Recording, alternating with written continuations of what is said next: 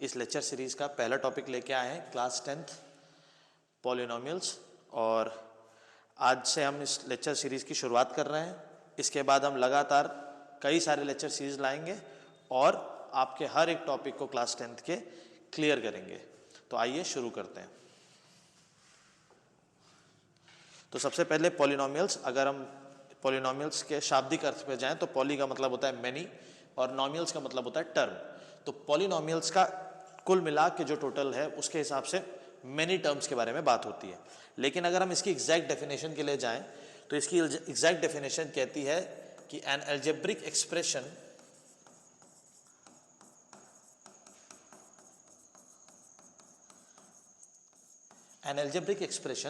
having non-negative integer as powers of variable, powers of variables जो होनी चाहिए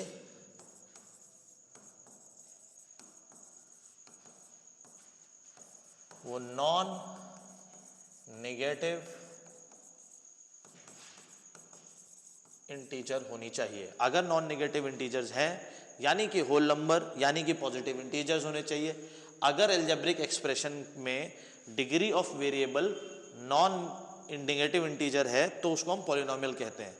polynomial में अलजेब्रिक एक्सप्रेशन जब वर्ड यूज होता है तो अलजेब्रिक एक्सप्रेशन के बारे में भी हमें पता होना चाहिए। अलजेब्रिक एक्सप्रेशन होता है any expression including variable and constant. Variable और कांस्टेंट अगर इंक्लूडेड है तो उसको हम कह देते हैं अलजेब्रिक एक्सप्रेशन। अब डिग्री क्या होती है? तो degree is the maximum power of a variable. एक पॉलिनोमियल के अंदर जो भी वेरिएबल्स हैं उन वेरिएबल में जो मैक्सिमम पावर होगी that will be known as the degree of the polynomial. तो बेसिक समझ में आ गया होगा पॉलिनोमियल का, और क्लास 9th में आप पॉलिनोमियल पहले पढ़ चुके हैं चैप्टर नंबर 2, तो इतना आपको बेसिक आइडिया होगा। तो आइए देर ना करते हुए टाइप्स ऑफ पॉलिनोमियल की बात करते हैं। टाइप्स ऑफ पॉलिनोमियल की जब हम बात करते हैं तो इसको क्लासिफाई करा जाता है 3 तरीके से। कौन कौन से 3 तरीके हैं? तो नंबर ऑफ टर्म्स के बेसिस पर,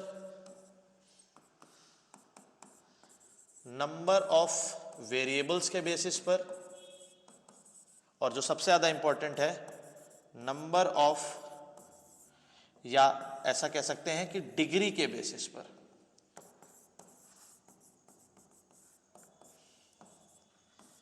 जब हम नंबर ऑफ टर्म्स के बारे में बात करते हैं तो नंबर ऑफ टर्म्स का मतलब होता है 1 टर्म, 2 टर्म, 3 टर्म या मेनी टर्म्स।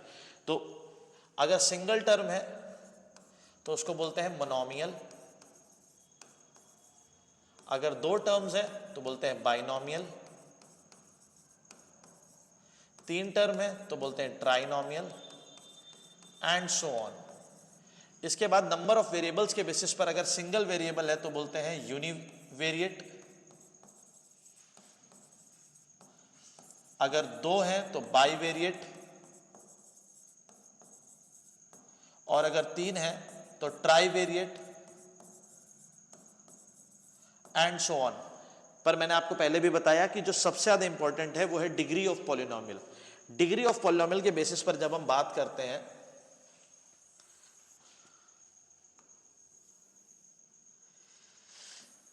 जब हम डिग्री ऑफ पॉलिनोमियल के बेसिस पर बात करेंगे तब इसको समझना ज्यादा जरूरी है। Degree of polynomial can be linear sometimes, quadratic, cubic, biquadratic. When we say it is a linear polynomial, that means the maximum power of a variable is 1, and it can be in the form of ax plus b. In this the degree is, as you all can see, degree is 1.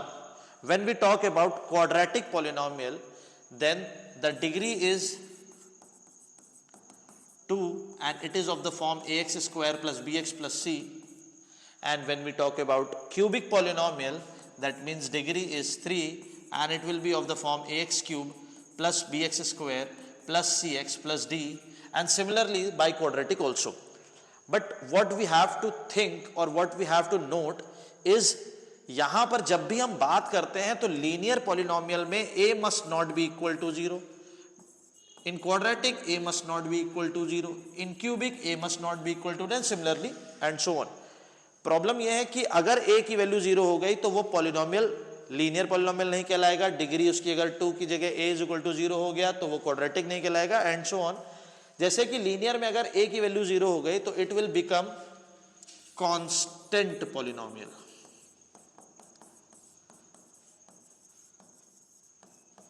Constant polynomial क्यों? क्योंकि अगर a 0 हो गया तो term केवल b बचेगा और a की वैल्यू 0 हो जाएगी, and this is how the classification of polynomial goes. इसके बाद आता है क्वाड्रेटिक पॉलिनोमियल, क्योंकि ये ज्यादा इंपॉर्टेंट है, इस बार आपको इसी के बारे में पूरा पढ़ना है, और चैप्टर 4 भी क्वाड्रेटिक इक्वेशन को लेकर ही है। तो क्वाड्रेटिक पॉलिनोमियल की अगर हम बात करें तो स्टैंडर्ड फॉर्म इसका होता है ax स्क्वायर, अभी जो हमने पीछे पढ़ा, bx plus c where a is not equal to 0।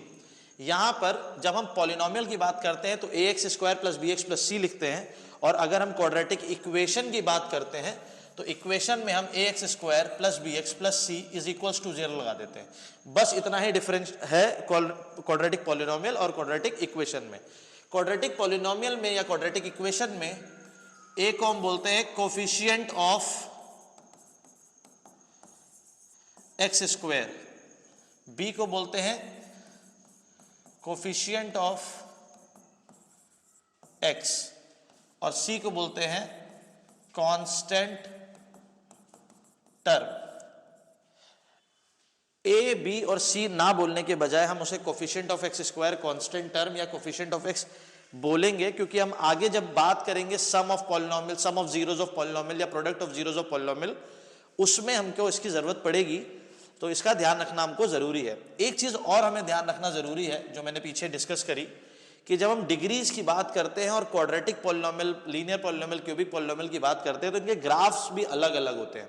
Graphical representation के बारे में हम जस्ट अभी आगे बात करेंगे, डिस्कस करेंगे ज्यादा से ज्यादा इसके बारे में।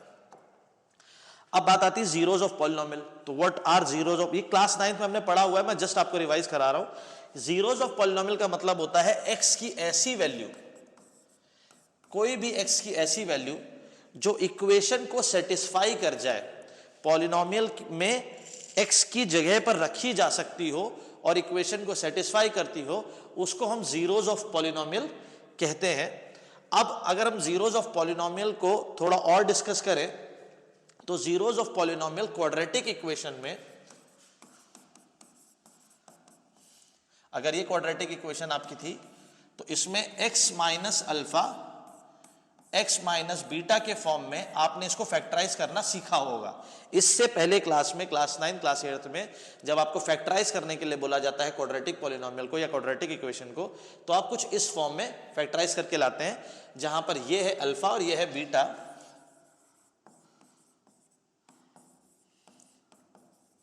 अल्फा और बीटा जो है वो दो सिंबल्स हैं जो कि यूज होते हैं इंस्टेड ऑफ ABCD और सम अदर वेरिएबल। इसके बाद ज्योमेट्रिकल, मैंने आपसे बोला था कि ग्राफ के बारे में बात करेंगे, तो जब हम अभी इस ग्राफ के बारे में बात नहीं करते हैं, इससे पहले हम लीनियर पॉलिनोमियल्स के बारे में बात कर लेते हैं, इंडिविजुअल ग्राफ्स के बारे में।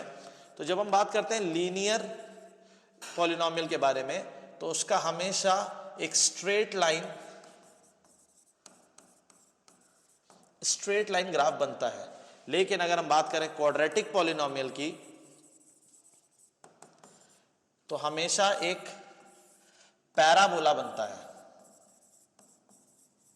अब जब पैराबोला बनता है तो इसमें एक इंपॉर्टेंट चीज है जो आपको याद रखनी है कि क्वाड्रेटिक पॉलिनोमियल में कोफिशिएंट ऑफ एक्स स्क्वायर यानी a की वैल्यू अगर ग्रेटर देन 0 है तो पैराबोला का जो माउथ है वो ऊपर की तरफ होगा। अगर a की वैल्यू लेस देन 0 होगी तो जो पैराबोला का माउथ है वो नीचे की तरफ होगा। नीचे की तरफ यहां भी हो सकता है, यहां भी हो सकता है, ऐसे हो सकता है, लेकिन माउथ हमेशा नीचे की तरफ होगा। एक बार ऑब्जेक्टिव में ये सवाल आ चुका है, इसलिए इसका ध्यान रखिएगा कि क्वाड्रेटिक पॉलिनोमियल में जब a की वैल्यू ग्रेटर देन 0 हो तो माउथ ऊपर की तरफ होगा और a की वैल्यू जब लेस देन 0 हो तो माउथ नीचे की तरफ होगा। अब आइए ग्राफ के बारे में डिस्कस करते हैं। जब हम geometrical meaning of zeros of polynomial की बात करते हैं तो इसका मतलब है ग्राफ हमको जीरोस के बारे में कैसे बताता है। तो ग्राफ हमको जीरोस के बारे में ऐसे बताता है कि जितनी बार हमारा ग्राफ एक्स एक्सिस को कट करता है या इंटरसेक्ट करता है, उतने ही नंबर ऑफ जीरोस होते हैं। उतने ही क्या होंगे? Number of zeros. जैसे मैं इस क्वेश्चन में डिस्कस कर लूं तो कितनी बार ग्राफ एक्स एक्सिस को कट कर रहा है, तो ये वाई एक्सिस है, एक्स एक्सिस को कट ही नहीं कर रहा है, इसका मतलब कितने जीरोस है? No zeros. ये ग्राफ आपका एक्स एक्सिस को सिर्फ एक बार कट कर रहा है, इसलिए कितने जीरोस होंगे? 1 0। ये ग्राफ 1 2 3 बार कट कर रहा है, इसलिए कितने जीरोस हो गए? 3 जीरोस। यहां पर 2 बार कट कर रहा है, इसलिए 2 जीरोस। यहां पर 1 2 3 4 तो 4 जीरोस। यहां पर 1 2 और 3, सिर्फ 3 बार कट कर रहा है तो कितने जीरोस हो जाएंगे? 3 जीरोस। नंबर ऑफ जीरोस को ग्राफ से पहचानना आना चाहिए, और ये पेपर में आने वाला, ऑब्जेक्टिव में आने वाला सवाल है भी। मैं कुछ क्वेश्चंस आपको होमवर्क के लिए भी दे दे रहा हूं, एक बार आप ट्राई कर लीजिएगा। नहीं समझ में आता है तो कमेंट करके बताइएगा, तो मैं दोबारा इसको आपको एक्सप्लेन कर दूंगा।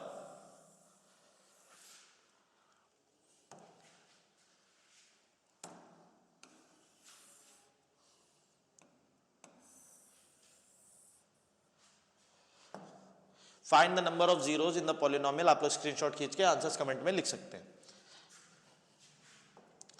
अब बात करते हैं relationship between zeros and coefficient of polynomial. अभी मैंने पीछे कोफिशिएंट्स ऑफ पॉलिनोमियल के बारे में बात की थी, तो ए बी और सी जो है वो कोफिशिएंट्स ऑफ पॉलिनोमियल कहलाते हैं। और जीरोस आपको मैंने बताया कि अल्फा और बीटा से हम जीरोस को रिप्रेजेंट करते हैं। अगर हम अल्फा और बीटा से, अल्फा एंड बीटा से जीरोस को रिप्रेजेंट करें तो sum of zeros in a quadratic polynomial which is ax square plus bx plus c, sum of zeros यानी कि अल्फा प्लस बीटा की वैल्यू हमेशा माइनस बी बाई ए रहेगी, and which is nothing but coefficient of x upon coefficient of x square. Similarly, product of zeros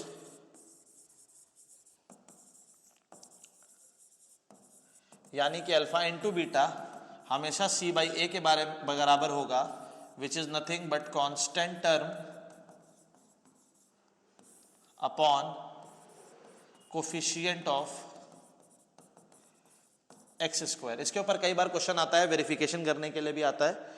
तो constant term upon coefficient of x square आपको याद रखना है, सम of zeros किसके बराबर होता है और प्रोडक्ट ऑफ जीरोस किसके बराबर होता है।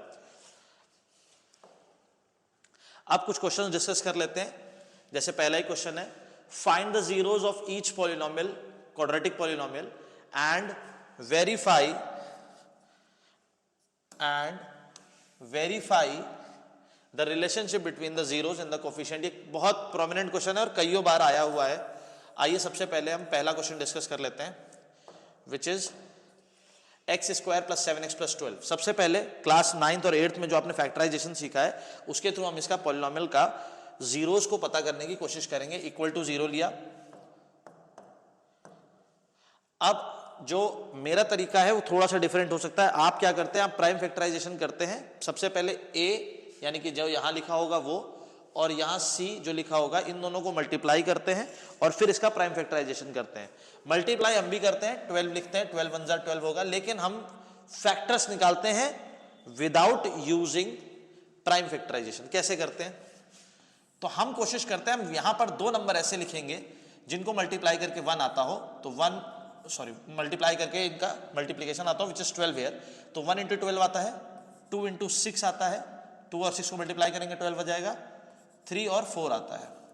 अब हमको इन पेयर्स में से कोई एक पेयर लेना है जिसका सम 7 होता हो। तो क्या 12 और 1 का होता है? नहीं। 6 और 2 का होता है? नहीं। 4 और 3 का होता है? हाँ। तो पेयर हम कौन सा लेंगे? 4 प्लस 3 का। कई बार ये अलग तरीके से भी करा जाता है, आपका तरीका भी सही हो सकता है, पर मुझे ये ज्यादा आसान लगता है तो हम ये करेंगे, x square plus 3x plus 4x plus 12 equals to 0। X square plus 3x plus 4x plus 12 equal to 0, x common लिया, x प्लस 3, 4 कॉमन लिया, x प्लस 3 इक्वल्स टू 0।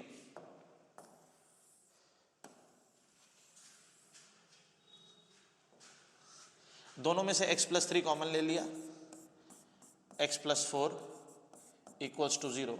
यहां से आ जाएगा या तो x प्लस 3 की वैल्यू 0 होगी या तो x प्लस 4 की वैल्यू 0 होगी। अगर किन्हीं भी दो फैक्टर्स का मल्टीप्लिकेशन हम 0 मानते हैं तो या तो पहला नंबर 0 होगा या तो दूसरा नंबर 0 होगा। और यहां से x प्लस 3 की वैल्यू हम इक्वल टू 0 मानेंगे या फिर x प्लस 4 की वैल्यू इक्वल टू 0 मानेंगे, which is finally equal to x equal to -3 और x इज इक्वल्स टू -4। तो ये हो गया नंबर ऑफ जीरोस निकालने का तरीका कि फाइंड द जीरोस। ये पहला पार्ट हो गया। इसके बाद क्या बोला था, verify the relationship between the zeros and their coefficient. अब जीरोस और कोफिशिएंट्स के बीच का हमको रिलेशनशिप भी फाइंड करना है और उनके रिलेशनशिप को वेरीफाई करना है। तो हमने जो पढ़ा था कि सम ऑफ जीरोस और प्रोडक्ट ऑफ जीरोस की वैल्यू क्या और कितनी होती है। तो सम ऑफ जीरोस, जीरोस कौन कौन से हैं, -3 प्लस -4, कितनी वैल्यू आ जाएगी, -7, and which is nothing but coefficient minus coefficient of x upon coefficient of x square. Similarly product of zeros, या यही -b/a के बराबर भी होगा। प्रोडक्ट ऑफ जीरोस करेंगे तो -3 into -4 which will be equals to +12 and which is nothing but constant term upon coefficient of x square and this is equals to c/a. Similarly you can solve these two questions also. इस last वाले question को मैं specially यहाँ पर include किया है। Last वाले question को इसलिए इंक्लूड किया है, ध्यान से देखिएगा कि ये स्टैंडर्ड फॉर्म में लिखा ही हुआ नहीं है। बच्चे परेशान हो जाते हैं इसको सॉल्व करते करते, लेकिन स्टैंडर्ड फॉर्म में ही नहीं लिखा है। स्टैंडर्ड फॉर्म इसकी क्या होगी बेटा, 6x² - 7x - 3। इसको सॉल्व करेंगे तो you will get to the values. यहां से सॉल्व करना बहुत मुश्किल। आप क्या करोगे, 6 और 7 को मल्टीप्लाई करोगे और ये सॉल्व नहीं होगा। स्टैंडर्ड फॉर्म में सॉल्व करोगे तो 6 × 3 करोगे 18 और 18 के फैक्टर्स ढूंढना शुरू करोगे तो 1 × 18, 2 × 9, 3 × 6 एंड नथिंग एल्स। तो इसके सिवाय रिपीटिशन ऑफ फैक्टर हो जाएगा। 3 के बाद सीधे 6 आएगा, 4 से जाएगा नहीं, 5 से नहीं जाएगा, 6 से जाएगा सीधे। अब इनके फैक्टर्स आपको ढूंढने हैं जिसमें माइनस करके 7 आता हो। तो 6 और 3 का नहीं आएगा, सिर्फ 18 और इसका नहीं आएगा, सिर्फ और सिर्फ 9 और 2 का आएगा। This is how you will solve, you will be able to solve. बाकी तरीका सारा ये सामने लिखा हुआ है आपके। चलिए नेक्स्ट क्वेश्चन देखते हैं। Find the quadratic polynomial whose sum and product of zeros are respectively. Sum और प्रोडक्ट दिया हुआ है और you have to find the quadratic polynomial. Quadratic polynomial को फाइंड करना बहुत आसान है, ये सबसे आसान तरीका है, पर बच्चे इसमें भी कंफ्यूज हो जाते हैं। तो मैं इस क्वेश्चन को कराता हूं और उसके बाद आप खुद देखिएगा कि कहां कंफ्यूजन क्रिएट होती है। जब भी आपसे क्वाड्रेटिक पॉलिनोमियल पूछेगा तो आप लिखेंगे required polynomial is equals to, इसके लिए एक डायरेक्ट फॉर्मूला है x² minus sum into x plus product. ये जो k लिखा है ये कोई भी कांस्टेंट हो सकता है, कोई भी कांस्टेंट वैल्यू हो सकती है। और ये स्पेशली लिखना जरूरी है क्योंकि ये एनसीईआरटी में भी दिया है और दूसरी रिफ्रेशर्स में भी दिया हुआ है। एक बार ऑब्जेक्टिव में सवाल आया था, जहां तक कि 2023 में आया था, कि वहां पर ये कांस्टेंट डिफरेंट था, अंदर की इक्वेशन सेम थी। आपको अंदर की इक्वेशन सेम करनी है, कांस्टेंट कोई भी वैल्यू हो सकती है, तो उसके लिए आपको परेशान नहीं होना है। चलिए, तो सबसे पहले आपको सम दिया हुआ है क्वेश्चन में, सम दिया है -8/3 और प्रोडक्ट दिया है 4/3। तो इक्वेशन क्या बनेगी आपकी, required polynomial is equals to k x² minus sum कितना है, माइनस का 8/3 x प्लस प्रोडक्ट कितना है 4/3। this will become k.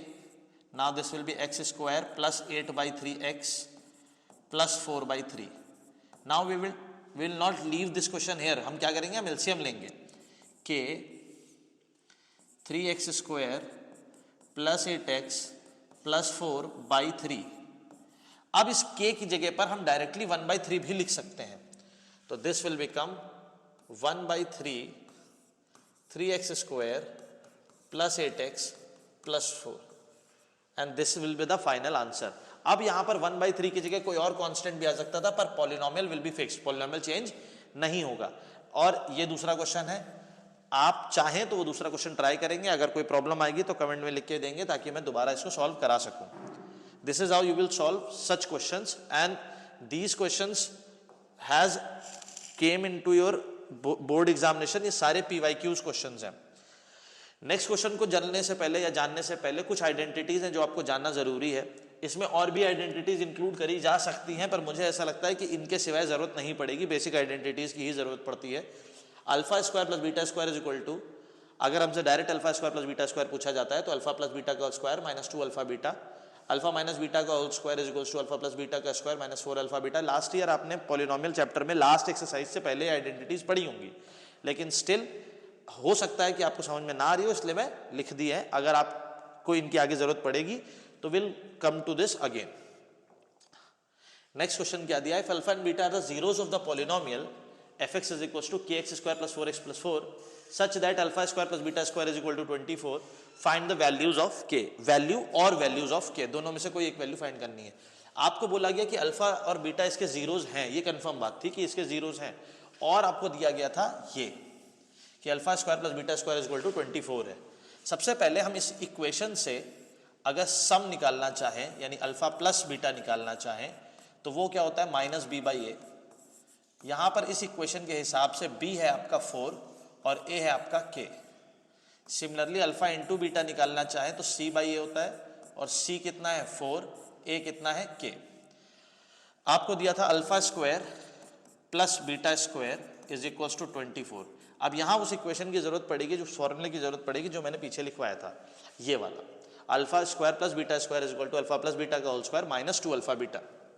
तो यूज करते हैं, यहां हो जाएगा अल्फा प्लस बीटा का whole square minus 2 alpha beta is equals to 24. अब इसका हम डायरेक्ट अल्फा बीटा की वैल्यू नहीं बता सकते थे, लेकिन हम अल्फा प्लस बीटा और अल्फा इंटू बीटा की वैल्यू जानते हैं, तो डायरेक्टली वैल्यू पुट कर देंगे. This will become 4 by k whole square minus 2, this is minus 4 and this product is 4 upon k is equals to 24. So solve करने की कोशिश करते हैं. तो ये हो जाएगा 16 upon k square minus 8 upon k is equal to 24. Now we can take the LCM also. K square, this will become 16 minus 8k is equals to 24. Now this will become 16 minus 8k is equals to 24k square. We can take 8 out of it. It will become 2. This will become k. This will become 8 3s are 24.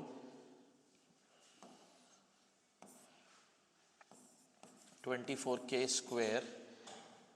2 minus k is equals to 24 by 8 into k square. This will become 8 3s are 24. 2 minus k is equals to 3k square.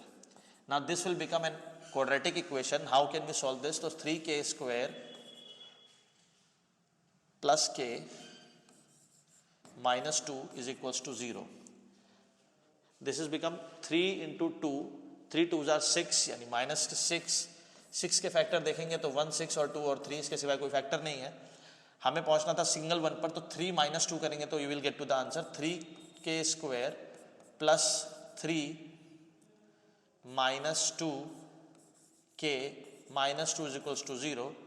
3k square plus 3k minus 2k minus 2 is equals to 0. We'll take 3k common. It will become k plus 1 minus 2k will be common. 2 will be common. K plus 1 is equals to 0. This will become 3k minus 2 and k plus 1 will be common here. Now we will get to the value 3k minus 2 is equals to 0 or k plus 1 is equals to 0. So the value of k will be 2 by 3 or minus 1. This is how you can solve this kind of question जिसमें हमको identity भी use करनी पड़ रही है, सम और product का भी यूज करना पड़ रहा है. इस टाइप के क्वेश्चन बेसिकली स्टैंडर्ड मैथमेटिक्स में आने के चांसेस हैं. बेसिक मैथमेटिक्स में इतने लंबे क्वेश्चंस नहीं आते हैं इस चैप्टर से, लेकिन फिर भी you never know, this might be the toughest year of your life and this can come into in your basic mathematics also.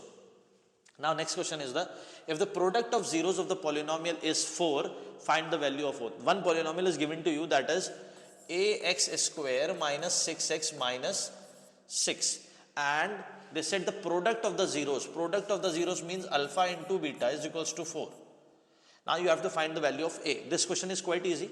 How can you solve this? The product of zeros is what? C by a is equals to 4. What is C? Minus 6. What is a? Small a. Now here a is also represented by a. So what we can do? We can take the sum of zeros as capital C and capital A. Now it will be easy to understand. This a will go there and 4 will come down. So the a will be equals to minus 6 by 4. We can resolve it by minus 2 3s are 6 and 2 2s are 4. So this will be your answer of if the product of zeros of the polynomial this is 4, find the value of a, right? Next question. If one zero of the polynomial this is reciprocal of the other, now what they are telling you, that this is your polynomial a square plus 9 x square plus 13x plus 6a. This is your polynomial, and they are saying that 1 0 is the reciprocal of the other. What is reciprocal? That means it will be in 1 by form. तो पहले zeros को, first zero को हम मान लेते हैं alpha, तो जो सेकेंड जीरो होगा that will B 1 by alpha. Got that? अब हमें यूज किसका करना है? तो जब भी रेसिप्रोकल वाला पार्ट आएगा रेसिप्रोकल में, तो आप प्रोडक्ट ऑफ जीरोस का इस्तेमाल करिए. प्रोडक्ट ऑफ जीरोस का इस्तेमाल करके आपका क्वेश्चन आसान बन जाएगा. Product of zeros is equals to होता है c by a. What product of zeros will be here? Alpha into 1 by alpha. And what is C here in the question? It is 6a upon, what is a here? A square plus 9. ये सबको समझ में आ रहा होगा मुझे उम्मीद है कि हमने क्या किया, प्रोडक्ट फर्स्ट जीरो माना अल्फा तो दूसरा हो गया 1 by alpha according to the question, बोला रेसिप्रोकल ऑफ द अदर है. फिर हमने प्रोडक्ट ऑफ जीरोस का इस्तेमाल किया, कैपिटल सी कैपिटल ए इसलिए लिखा क्योंकि वेरिएबल यहाँ पर ए भी दिया हुआ था, तो हमने सी अपॉन ए ले लिया. इसके बाद अल्फा और अल्फा घर चले जाएंगे. This will become a square plus 9 is equals to 6a. This will come to this side, transpose करके minus 6a plus 9 equal to 0 बना लेंगे. Now again quadratic equation has come. लेकिन इसको सॉल्व करने के दो तरीके हैं. मुझे दिख रहा है कि ये 9 जो है वो भी स्क्वायर है, ए स्क्वायर भी स्क्वायर है, तो मैं चेक करूंगा कि जो मिडिल टर्म है वो 2ab के फॉर्म में है, तो it is in the form of minus 2ab. मुझे दिख गया था तो मैं ऐसा लिख ले रहा हूं, a square minus 2 into 3 into a into plus 9 equal to 0. And what this will become? A minus 3 ka whole square equal to 0. That means a is equals to 3. And this is how you can easily find the answer. Okay, moving to the next question. If alpha and beta are the zeros of the quadratic polynomial this, that is 3x square minus 4x plus 1,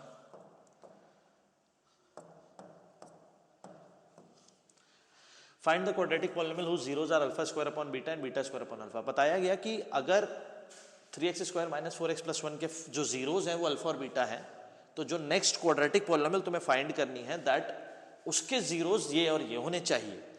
question को करने के दो तरीके हो सकते हैं. एक कि मैं इस इक्वेशन के जीरोस निकाल लूं और ये वैल्यूज भी निकालूं, फिर सम ऑफ जीरोस और प्रोडक्ट ऑफ जीरोस निकालूं, आंसर आ जाएगा. दूसरा, मैं इनको यूज करूं, इनके सम और प्रोडक्ट ऑफ जीरोस को यूज करूं और फिर क्वेश्चन करूं. तो जो दूसरा तरीका है वो डिफिकल्ट तरीका है, वो लंबा तरीका है. इससे अच्छा मैं पहले वाले तरीके से कर दूं. और मैं तुम्हें पहले ही बता दूं बेसिक वालों, ये क्वेश्चन तुम्हारे लिए नहीं, ये वाला क्वेश्चन तुम्हारे लिए नहीं है. अगर ये क्वेश्चन तुम्हारे लिए है तो फिर स्टैंडर्ड और तुम में कोई फर्क नहीं पड़ेगा. कोई फर्क नहीं मिलेगा। इसलिए मैं बताने जा रहा हूँ कि केवल स्टैंडर्ड वाले बच्चों के लिए ही होगा। चलो तो हम क्या करेंगे, हम पहले इसके जीरोस फाइंड करेंगे। इसके जीरोस अल्फा और बीटा बोला गया, चलो इसके जीरोस फाइंड करते हैं। तो 3x स्क्वायर माइनस 4x मतलब 3 इंटू 1 किया, 3 इंटू 1 किया तो 1 और 3 के सिवाय कोई फैक्टर नहीं था, डायरेक्टली निकालेंगे। 3x square minus 3x plus x plus 1 equals to 0। This will become 3x square minus 3x minus x plus 1 is equals to 0। Common निकालते हैं, 3x बचेगा x माइनस 1, इसमें से माइनस 1 कॉमन ले लेते हैं, बचेगा x माइनस 1 इक्वल्स टू 0। यहाँ से आ जाएगा 3x minus 1 x minus 1 is equals to 0, 3x minus 1 is equals to 0 और x minus 1 is equals to 0। This will follow x is equals to 1/3 और x is equals to 1। Now the two zeros are here, जिनका alpha और beta हम बोल सकते हैं। तो let's say alpha is equals to 1/3 and beta is equals to 1। Now अब जो नई क्वाड्रेटिक पॉलिनोमियल बनानी है, रिक्वायर्ड पॉलिनोमियल, जो नई पॉलिनोमियल हमको बनानी है उसके जो जीरोज होंगे उसका सम निकालते हैं।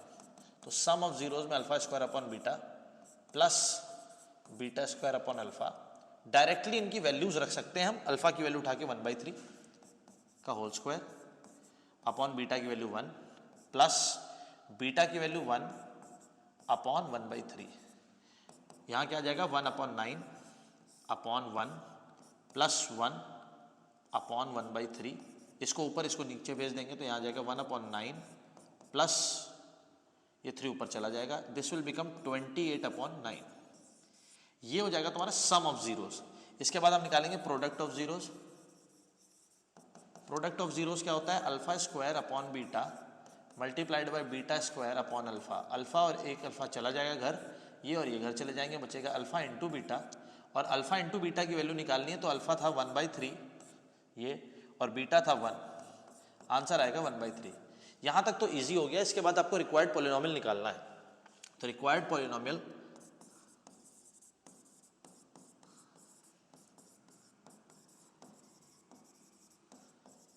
का जो तरीका है वो मैंने आपको बताया था, के x square minus sum into x plus product, ये हो गया। अब हमको जो सम और प्रोडक्ट रखना है वो ये वाला है। तो एक्स स्क्वायर माइनस सम था तुम्हारा 28/9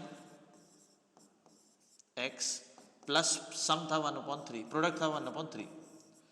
अब क्योंकि इस फॉर्म में हम नहीं छोड़ेंगे, मैंने इससे पहले भी आपको बताया था, तो हम क्या करेंगे, हम एलसीएम ले लेंगे 9x square minus 28x plus 3।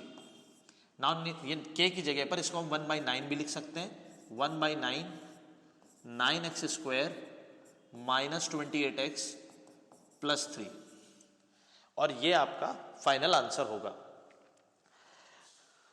यहां तक जो मैंने आपको क्वेश्चंस कराए वो मोर देन इनफ है आपके बोर्ड्स की प्रिपरेशन के लिए फॉर क्लास 10th पॉलिनोमियल।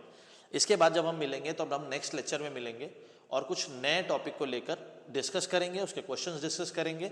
इसके सिवाय आपको जो भी डाउट्स पॉलिनोमियल से रिलेटेड है आप कमेंट कर दीजिए, मैं आपका रिप्लाई करूंगा। और अगर कोई क्वेश्चन ऐसा है जो आपको सॉल्व करके चाहिए तो मुझे बताइएगा, तो मैं सॉल्व करके एक वीडियो भी अपलोड कर दूंगा। Thank you.